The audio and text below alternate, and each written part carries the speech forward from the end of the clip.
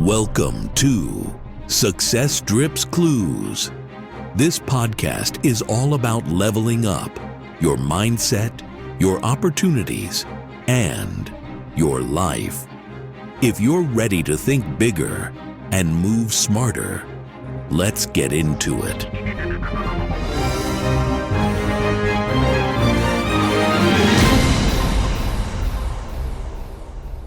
Fix your relationships before time runs out. How many times have you told yourself, it's not me, it's them? Let's be real, that's a lie, and deep down you know it. You've gone on more bad dates than you can count, and you're probably thinking, maybe I'm better off alone. Hell, you might even believe it, convincing yourself you can solo it, that you don't need anyone. But let's be real, that's not what you want. What you want is someone who gets you. Someone who will stand by your side even when you're wrong. Someone who isn't just a warm body, but a real partner. Someone in the same tribe. That's the dream, right? But here's the hard truth. You're swimming in a pool of people who don't know how to have a relationship. And worse, you might be one of them. Let that sink in for a second. You've been fishing in the same murky waters as everyone else who doesn't have a clue. The people without relationships are usually the ones who don't know how to keep one. It's time to get out of that pool, wake up, and learn the skills you need to build a relationship that's worth your time. This isn't about stroking your ego and feel-good advice.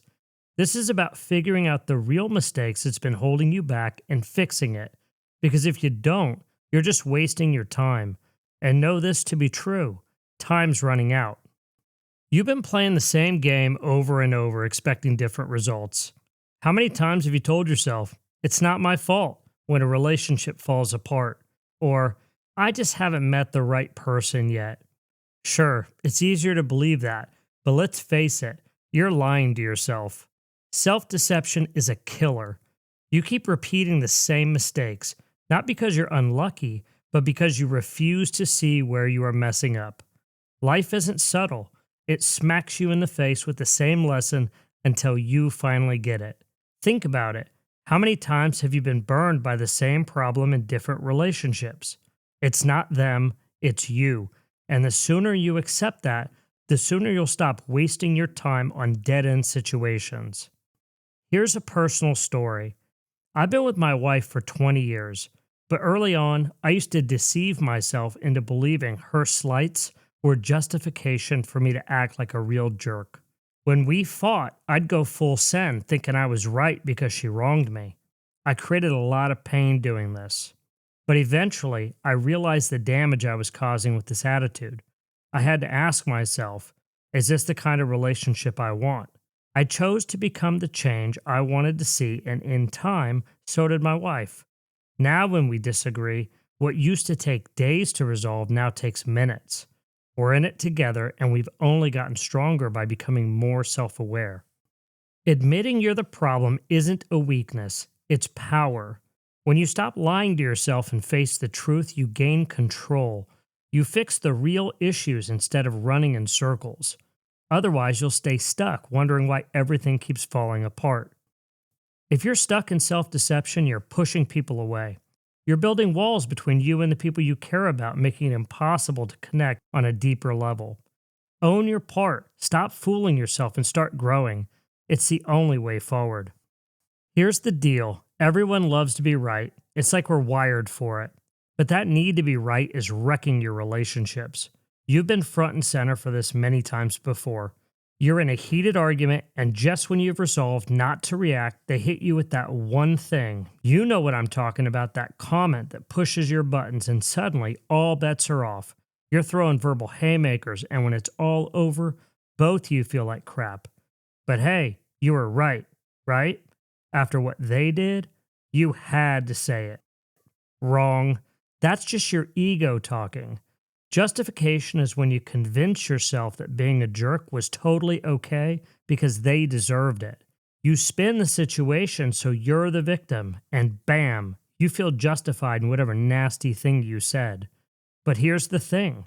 That self-righteous attitude is exactly why you're still single. You've justified blowing up at people, haven't you? You've told yourself it was their fault for pushing your buttons. Maybe you've even convinced yourself that they deserved it. But here's the truth. Justification is a selfish game, and it's one you need to stop playing if you want something real. Remember this, you can be right or you can be in a relationship. Choose wisely. Resentment is like drinking poison and expecting the other person to die. That's a quote by Carrie Fisher. Think about that. You know who needs to hear it? The person who's holding on to grudges, wrapping themselves up in self-deception and justification, especially if they're living their past relationships through each one that follows. Maybe that person's you. Here's the hard truth. Forgiveness isn't just some nice idea you hear in therapy. It's a must if you want to have any shot at a real relationship. Most of the time, the crap people throw at you isn't even about you. People make decisions based on what's going on in their own head, not yours. They're doing the best they can with the cards they've been dealt, just like you are. And sometimes they mess up. Hell, you mess up too. It's just how life works. Carrying around resentment is like hauling a bag of toxic waste.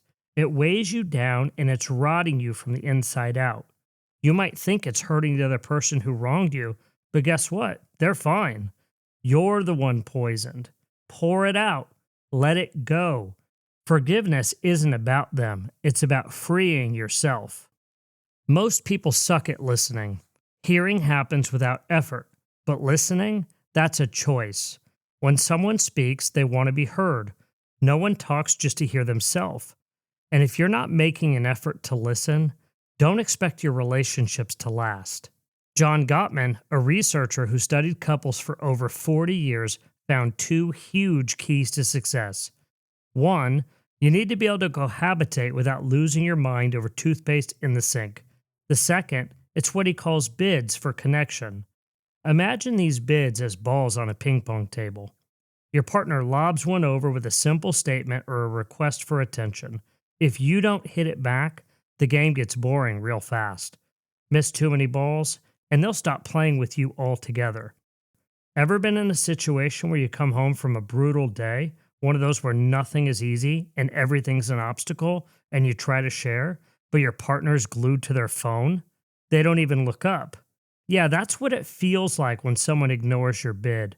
The conversation dies and so does the connection.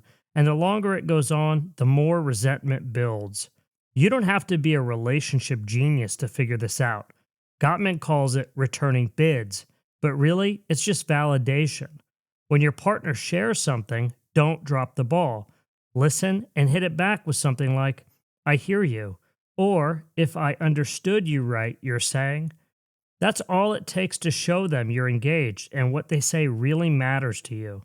The longer you keep the ball in play, the longer the relationship stays alive. Drop the ball too many times and the game's over. And then you're right back to looking for another player. Let's not sugarcoat it. If you screw up, it's on you to fix it. No excuses, no dodging.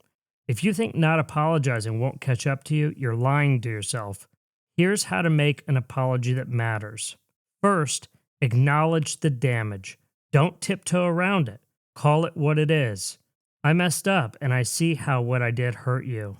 Next, take full responsibility. Not halfway, not but you excuses. Just own it. And then make it right. Talk is cheap unless you got a plan to back it up. Here's how I'll make sure this doesn't happen again. Apologizing isn't about losing. It's about fixing the mess you made so you can move forward. No one cares about your reasons. They care that you're ready to fix what's broken.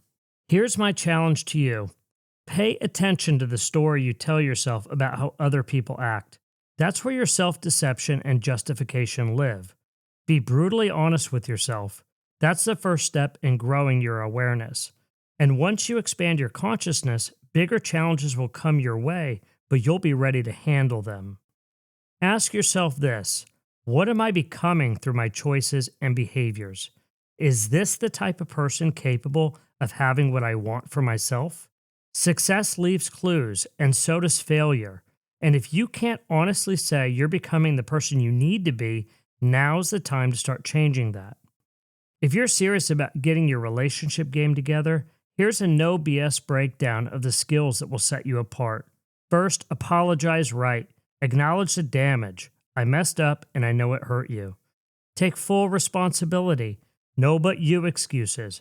Just own it. And fix it. Here's how we'll make sure this doesn't happen again. Then, you need to forgive to free yourself. Drop the narrative. Stop replaying the hurt. Move on.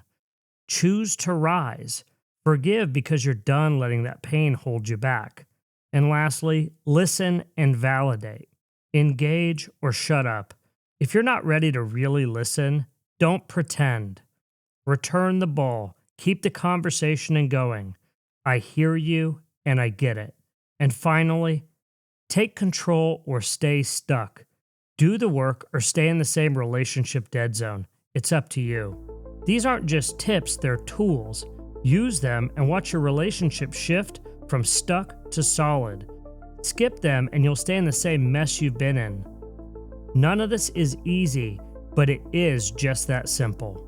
If these ideas make sense to you and you're ready to break the toxic cycles, rebuild trust, and create relationships that actually work, the Self-Work Blueprint is your next step.